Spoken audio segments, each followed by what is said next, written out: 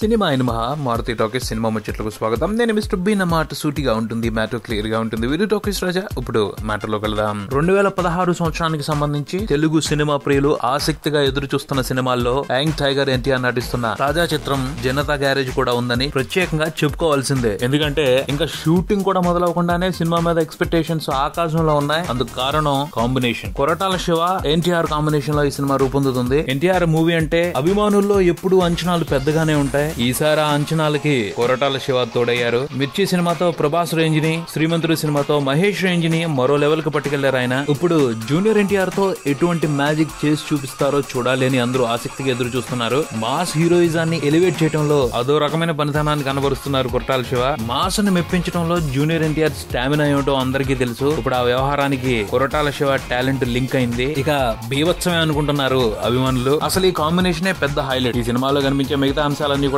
Just formality అనుకుంటున్నారు అందరూ. కానీ యంగ్ టైగర్ మాత్రం అందుకు ఏ మాత్రం అవకాశం ఇవ్వటం లేదు. కాంబినేషన్ లెక్క కాంబినేషన్ దే, నా లెక్క నాదే అన్న ఉద్దేశంగా ఉన్నట్టు తెలుస్తుంది. ఎలా అంటే జూనియర్ ఎన్టీఆర్ ఈ సినిమా కోసం కూడా ఓ ప్రత్యేకమైన లుక్ ని ట్రై చేస్తున్నాడంట.